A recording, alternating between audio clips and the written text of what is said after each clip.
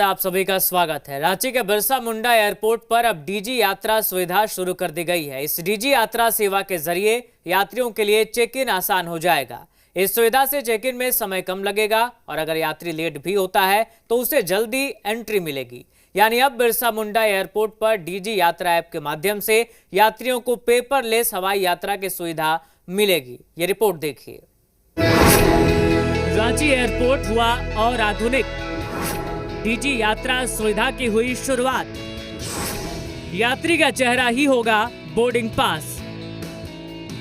रांची के बिरसा मुंडा एयरपोर्ट के आधुनिकीकरण की कवायद लगातार की जा रही है। इसी कड़ी में एक नई और आधुनिक तकनीक डीजी यात्रा ऐप की शुरुआत की गई है। इस नई प्रणाली के तहत अब यात्रियों को पेपरलेस एंट्री की सुविधा मिलने लगी है और एयरपोर्ट पर फेस रिकॉग्निशन तकनीक का उपयोग शुरू किया गया है।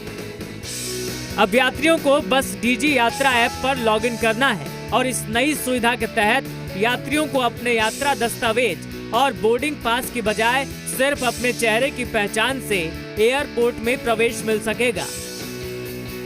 रांची के बिरसा मुंडा एयरपोर्ट की आधुनिकीकरण जो है उसकी कवायद शुरू कर दी गई है।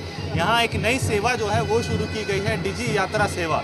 इस आप देख सकते हैं ये पूरी जो तैयारी है वो डीजी यात्रा सेवा की है। यहाँ जो पैसेंजर्स आएंगे उनके लिए एक नई सेवा शुरू की गई। आप देखिए किस तरह से इस जो है चेक इन से लोग बचेंगे। सिर्फ अपना बोर्डिंग पास जो है वो स्कैनर पर लगाएंगे और उस वहाँ कैमरा जो लगा है वो उनके फेस को रीड करता है। ये प्रणाली पहले से ही देश के कई एयरपोर्ट्स पर लागू है और अब रांची में भी इसकी शुरुआत की गई है। डिजिटल यात्रा अनुभव को सरल और सुविधाजनक बनाने के उद्देश्य से इस तकनीक को अपनाया गया है।